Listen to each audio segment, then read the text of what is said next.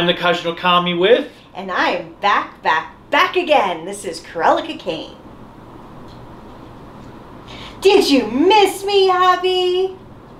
No, because we didn't do any video. Well, I didn't do any Zenkaiger video without you, so nobody missed you.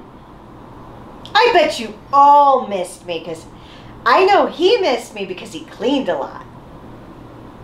No, I cleaned a lot because I didn't want to be in a pigsty. My perfect house husband.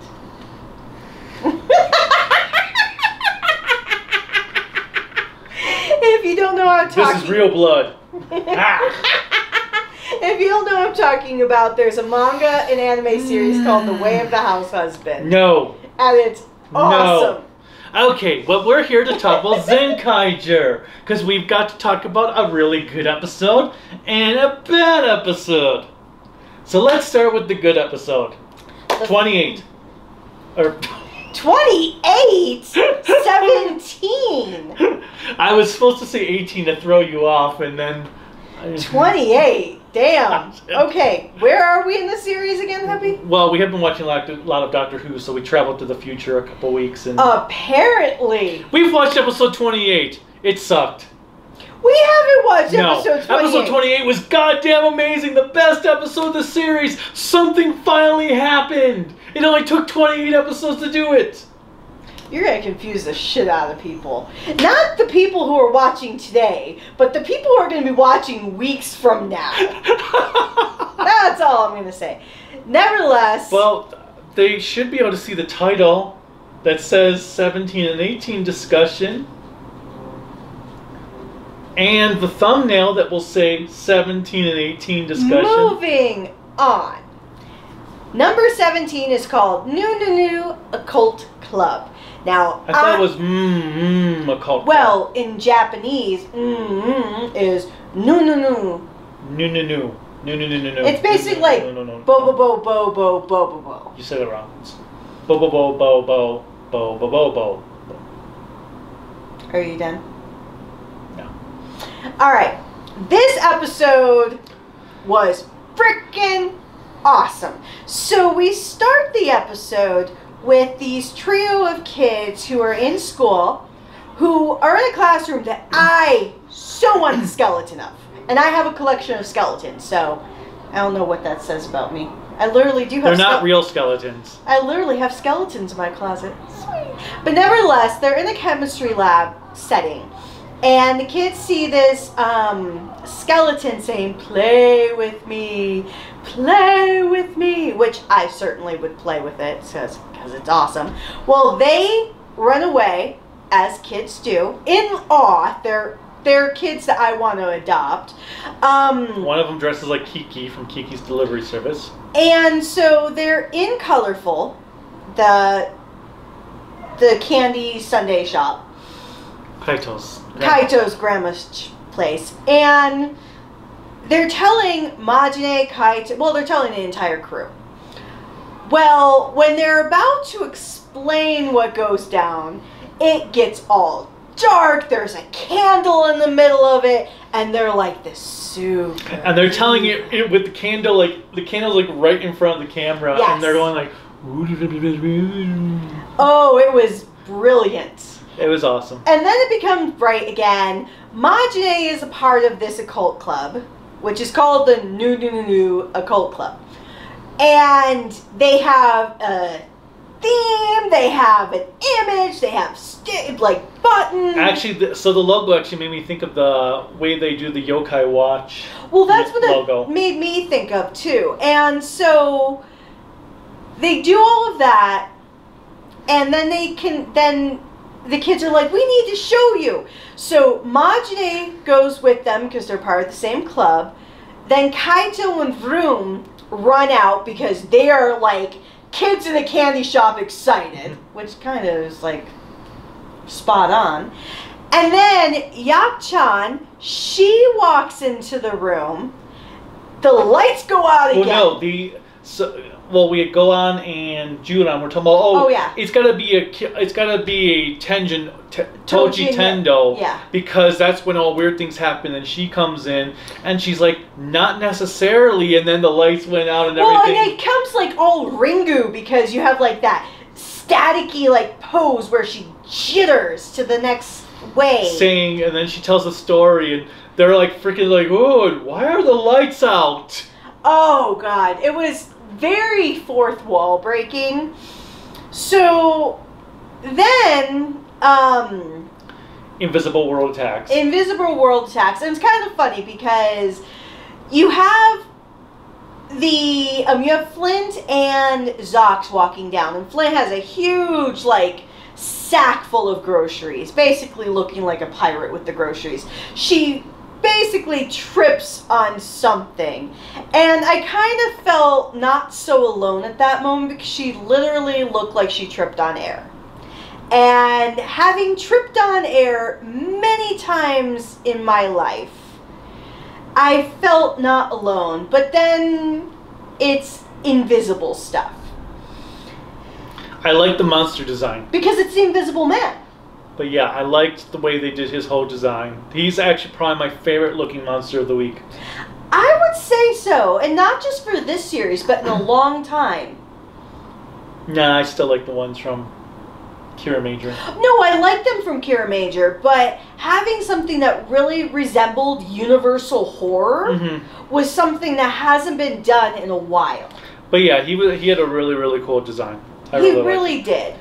And so it was a lot of fun seeing that. So basically, all of the Zenkaiger team comes in. They had to ditch the kids to go attack the monster. And when they're going to attack, Gawan gets shot at by an invisible ray. Gawan, being the dick that he is, grabs Juran, puts him in front of him. Juran gets the attack and is invisible. And all Juran says is, why did you use me as a shield? And I'm like, this is really not the first time he's used you as a shield.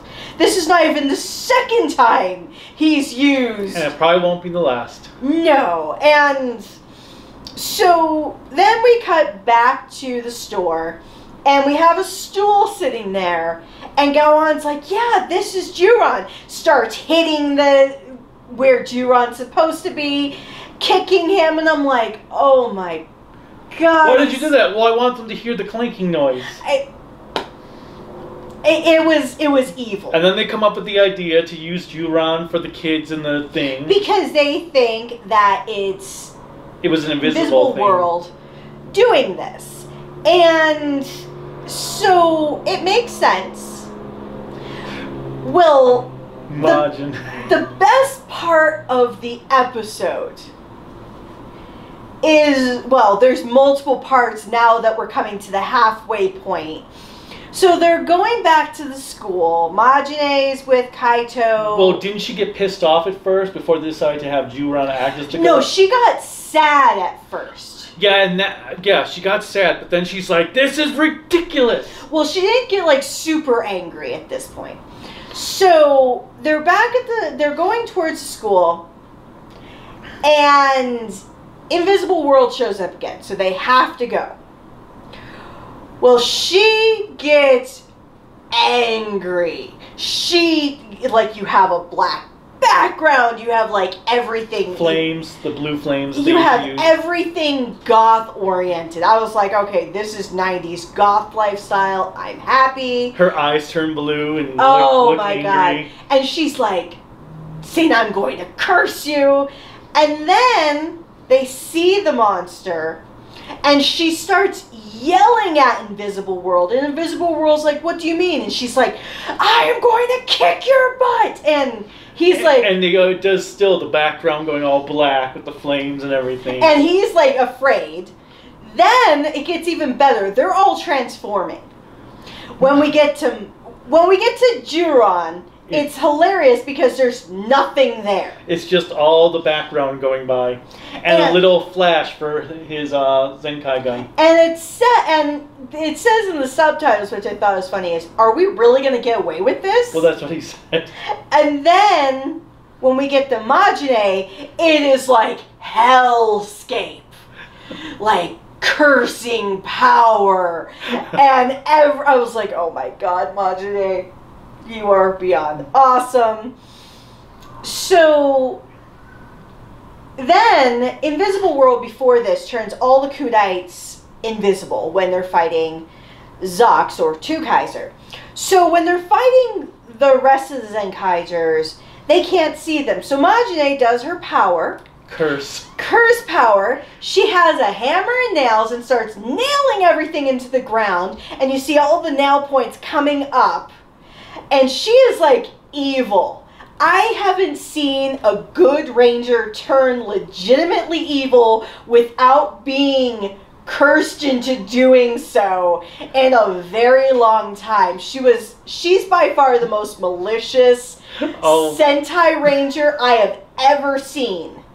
Well, I wouldn't say that, but... Oh, I'm sorry. The fact that she has curse power.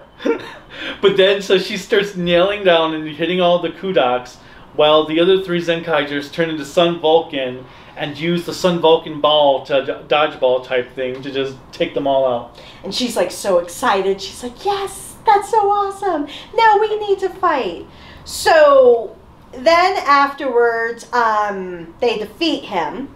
Then you have him. Well, I liked when they were cranking the guns and you just saw the light in Juron's place. Well, I love that they legitimately show Juron, because when Juron gets kicked into the sky... Oh, no, that's when he got hit by the truck. Oh, yeah, he got hit by the truck. And when he's looking like he's being invisible, because the one laugh out loud scene for you was when he falls into the water, where you have this whole romantic scene between 2 of the Kikanoids, and he falls into the water and just splashes all over. You just see splash everywhere, and then you just see splashes on the land as he's trying to get onto it. He is... The only weird thing I will say is sometimes it was weird how they would sometimes just not have him there, or other times they would just clear him out.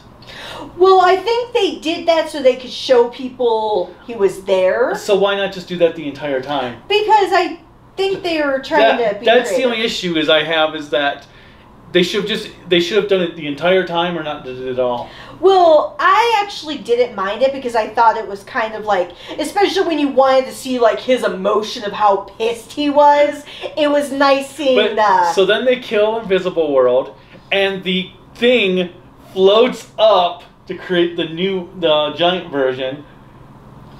Well, and then he actually makes himself invisible. So if you've ever seen the original Invisible Man, yep, he is in bandages. So when he takes the bandages off like that, he becomes truly invisible, which was so impressive for the time when the movie was made, because nothing like that was ever done. So obviously you can have the benefit of CGI in the modern era, but to still see something that was done just like the movie was brilliant. And then when they're in the mechs, he turns Juron invisible again.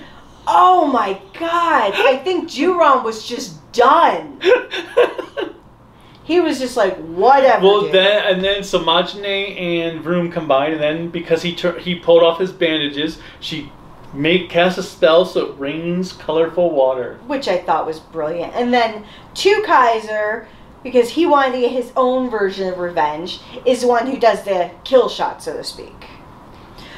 But this episode was a lot of fun. It was, obviously, it wasn't story-filled. I think the only element that we had with the villains that added a little element of story was when Emperor Door, I'm just going to call him Emperor Door, is complaining. Well, when he's there, like... And then Gege, Iago, is saying, no, this looks like it's going to be a lot of fun. And after they leave, Barashitara and Ijarud both kind of have this mini conversation talking about, well, it kind of works out that Iago did what he did because it is affording us more time. Mm-hmm. So I liked how they recognize that while they haven't necessarily won, at least they're getting some bandwidth to try other things. Bandwidth. Well, they're all technology, so it works. But yeah, I liked the episode a lot. I was hoping, based on the previews, that it was going to be a little bit more serious of a type ghost story, that was going to have some suspense and stuff in there. Oh, I am actually happy it wasn't serious, because I think with the way this was presented, if you had 1 ounce of seriousness with it, it would have ruined the entire flow. But, oh, I did like also when the skeleton shows up behind Juron after they go into the school. Know. Oh, it was Play so great. with me. And the screen goes kind of monochrome. But Juron is a crotchety old man. He really proved this. Yeah. I feel like he's Walter Matthau from Grumpy Old Men. I just want an episode where he says, "Get off my lawn." Actually, so with Magine here and what was it, Trash World, when she got pissed off, I think Magine is my favorite of the Kikanoids. I am not surprised, because once again, you have a type of crazy you enjoy character-wise. That's not totally untrue, but shut up. Hey, 20 years, I know your level of crazy. Yeah, I like the episode overall. It's probably one of my favorite episodes of the series, if not my favorite episode of the series. No, this was a lot of fun. I actually feel like this is hedging up into one of my favorite episodes. And it's making me feel better again. Like, there are certain times where Zenkaiger is like, this is going downhill. And then you have an episode like this that's like, yes, thank you. Minus a plot. You know, I did watch Seinfeld, and Seinfeld didn't have a plot. Yeah, but Seinfeld was supposed to be about nothing. But anyway. Maybe this is the Seinfeld of Zen. No, that was Sentai. Ryu Soldier. No. Ryu Soldier. Do not insult Seinfeld. But, alright, so episode 18. Alright, so let's first go with this. So the episode is Life is Short, Fall in Love at Full Force. So, okay. Let me just start with the elephant in the room. And the reason I'm doing this is because there's been a lot of arguments on social media about one particular element in the episode, and that is the Jetman reference. I want to start with that because I don't know how I feel. That's the hard, Okay. It was actually creative because it was on the villain perspective. And so he kind of deserved it. But to make it where the heroes were the villains, and because it made me sad. So Jetman, and for anybody who says it's a Showa series, it is not. No, it's a couple years ahead. Too late to be Showa. It's Heisei.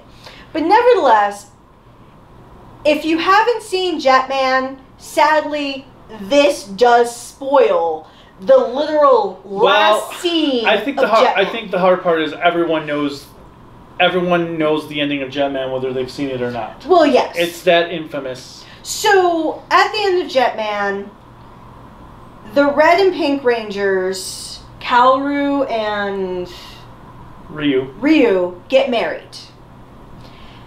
It was a love triangle for most of the series with Guy, who was the Black Ranger. It really wasn't a love triangle, though, because Ryu had no interest in Kaoru for the... I don't get it, but it's because... Nevertheless, Guy has a bouquet of flowers.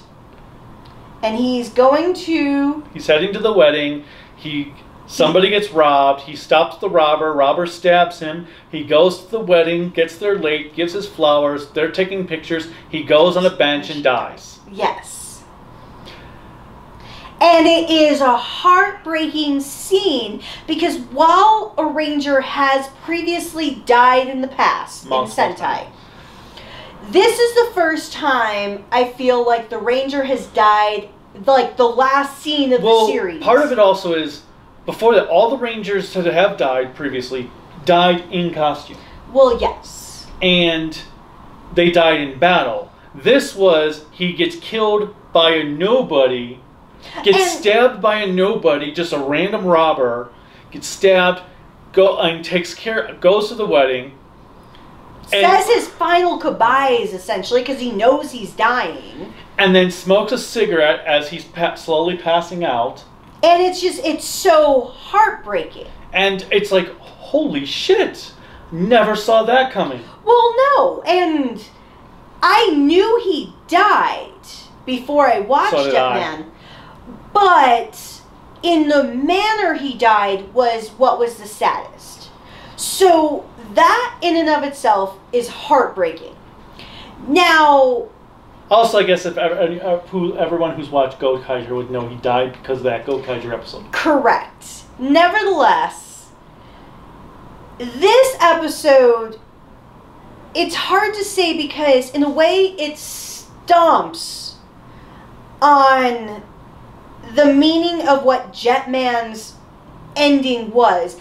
But at the same time, is it fair to punish them when they try to that's the hardest part. Different? I can totally understand where people that feel like it was a complete mockery of the ending of Jetman. Absolutely. I can totally get that, and I can totally see it because I think if I hadn't already knew it was coming, I might have felt that way. Well, exactly. I think knowing that it happened, but on the other hand, I can totally see it, and I have that feeling like it does feel like a mockery, but at the same time, did they intend it to be a mockery, or did they just intend it to be a tribute and not consciously thinking what the Jetman fans were going to think of it? Well, that's kind of what I think, because it didn't seem like it was a slap in the face, because we've had slap in the face elements in Zenkaiger. Oh, yeah.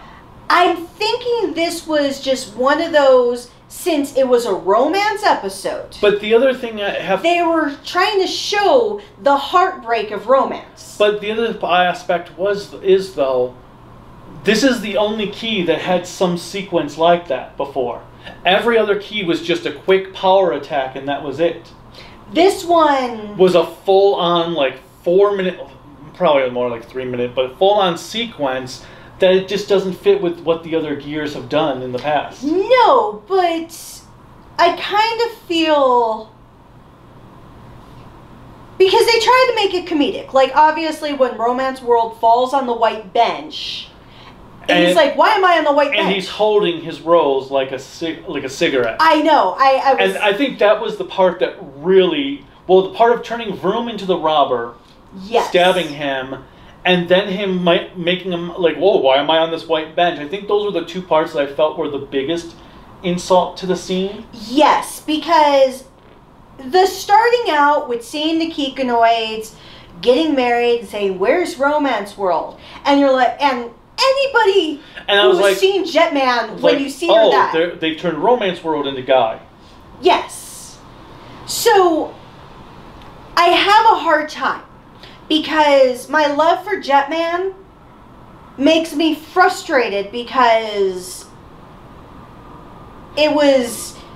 And the other one was, it wasn't really all that funny of a scene. No, it wasn't. It was actually just like, okay, anyone who knows Jetman knows what's going on.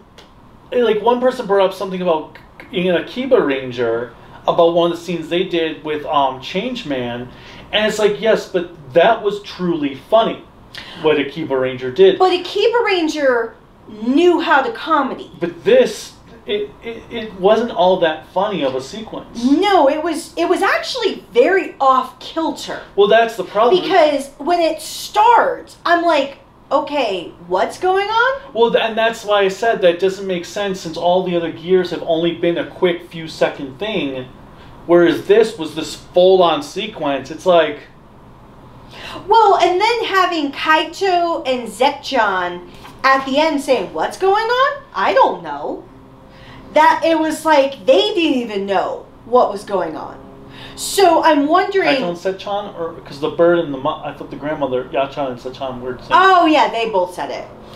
But, so, okay. The hardest part with that is... I can't say it's total disrespect, but I can't say it fits. It didn't fit. I don't think they intended to be disrespect, but I can see where people would take it as being disrespectful. But at the same time, the other thing I want to put out there is for anyone who has not seen Jetman and doesn't know the narrative, they're not going to know what's going on. So they may think it's funny, they may think it's odd or different. That's another so that's point. the other thing, that you can't take it out on the people who don't know Jetman, because that's not fair as well. Well, and that makes another good point, though. Does that work only because you've seen Jetman? Oh, it does. Because if you have to see the source material to understand the scene, then that also means it's not a good, that means it's a poorly written scene as well, because if you don't see the source material and it doesn't work for you otherwise, it's not a well done parody. Oh, what I'm thinking of is for anyone who hasn't seen the source material, they could see it like, oh, the power of the key was making him... I don't know. In the comments, let us know if you haven't seen Jetman, if you liked the scene or not, or if you understood what it was doing without seeing Jetman. No, that's fair. No, that would be a great point. I would love to know, because it's hard. Okay, beyond that thing, I actually have to say this is one of my least favorite episodes of the show. Okay. How it starts, though, is you have Love World. Or Romance Well, World. it started with Kaito's classmate... Karen. I know. But I don't think Japan has the same Karen mentality that we do. Karen. But nevertheless... Can I see your manager? So they meet, just saying hello, because she's like, oh, cool, you're Zenkaiger. And she's going to the library. Room is like super stoked, like, oh, cool, you're going to the library. And then Juron, being the crotchety old man he is, goes up to Kaito and is like, hey, did you have a thing for her? And Kaito's like, no. And Vroom, being who he is, he's like, well, what do you mean? And Kaito's like, love. And you get into this whole mini conversation about that. Then you get to the Romance World. That was the longest opening ever for the show, I think. Because it was like 7 minutes before the opening song started. So the funny thing about Romance World is when it connects people together. I did like the arrow being his head. That was kind of cool. Oh, yeah. Now, so in Japan, they are not as comfortable with queer relationships. Yes, you have individuals who are queer. You actually have some... Queer? What is this, the 1990s? That's a very appropriate term, so leave me alone. Likewise, one of my favorite actresses is a trans woman who was in Wizard, the donut shop owner. Yeah, I know who you're talking about. So they're uncomfortable with it, but it was actually kind of fascinating because they did a lot of guy on guy, female on female. Like you had Gowan and Juron, which they are like oil and water. Oh my god! All I was thinking was the Kiba Ranger. Yes. That's all I thought of was the Kiba Ranger episode. And I was like, oh my god. Especially when Juron is kneeling on... Except the Kiba Ranger did it better. Well, yes. But then you also had Magine and Flint. You had a lot. And then you had Vroom and Karen. And the one scene that scared the living shit out of me in this episode. Oh my god. Was Kaito. Kaito is hiding because he doesn't want to get afflicted with the love bug, so to speak. And his grandma walks in. His grandma walks in with a sundae. And Kaito, I don't know if it was hearing his grandmother's voice or what have you, but he gets up and has this look of love, and I'm like, don't you dare! Don't you dare! But he falls in love with the sundae. And you know what? I was more than willing to have him do that. Okay, the one funny line was something between Flint and Magine, and Sechan says, this is a kid show, you can't do that. Yes, because Magine is like, if you'll have me, and that's where Zekchan's like, this is a kid's show, you know. And I was like, okay, you're broaching conversation territory that's not very common in Japan. So I actually thought that was pretty cool because obviously it came on Sunday, but I was like, oh, it's on the tail end of Pride Month. This is awesome. But yeah, and then Romance World attacks, and everyone's being pushed out to go after it. Okay, and Kaito holding the sundae. No, what I thought was really good is you have the layers of romance. So first you have the happiness of romance. And then he does the second move that is like... level up. The level up where you get into like the fighting, the jealousy, the anguish. And I'm like... Did you look at my girlfriend? What? I know! I was like, wow, I've heard that many times before. So then they go to fight him, and everybody's running out, because Zekchan is just like trying to push everybody out with his little bird body.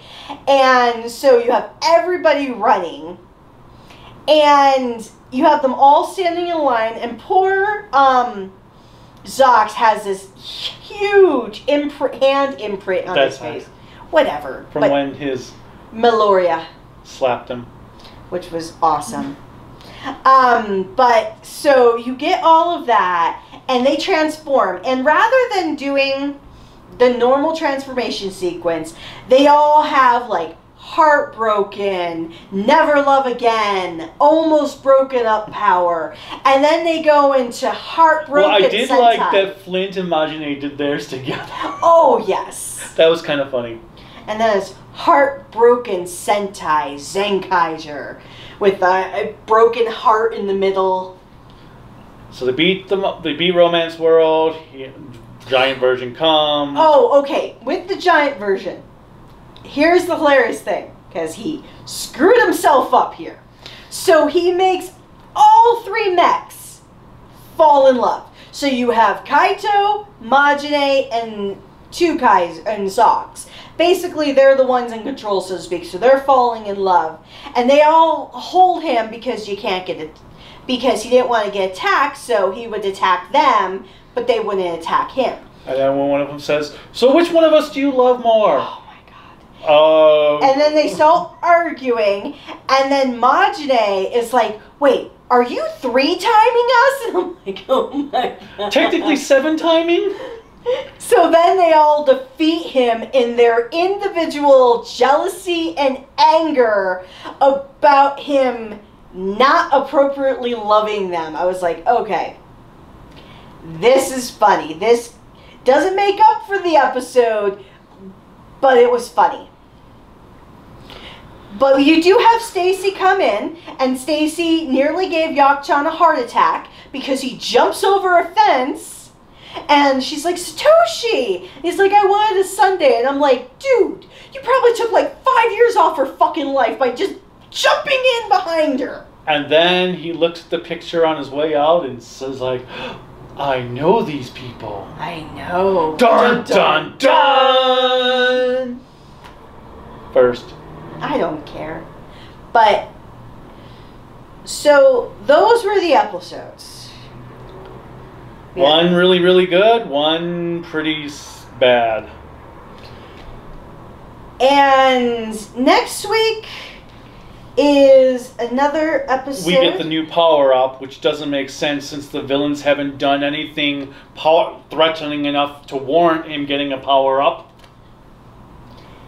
Yes, can you hear his anger and Basically frustration? where he gets the Dragon Caesar armor, and Kaiser gets the V-Rex header thing on his chest. I have no particular feelings one way or another. Because it is technically still too early in the series for him to get a power-up. Well, that's because nothing's happened for him to get a power-up. Well, no, usually the power-up comes in, like, the early 20s. Well, it is 20... No, it's 19. 19. Yeah, but Kaiser came in episode, like, 7, I think it was, or 6 or 7. But it's too early because the villains haven't done anything to warn him getting a power-up. The power-up's supposed to be when the villains get more powerful and become more threatening and nearly beat them. These monsters haven't done anything to nearly beat them. He's losing his mind. I'm very, very sorry. What? I lost it a while ago. He's getting old. I'm sorry. You're older than me, so ha. I'm 27. Ha ha ha ha ha ha ha 27 ha ha ha ha ha. That's funny. Okay, 27 plus shipping and handling.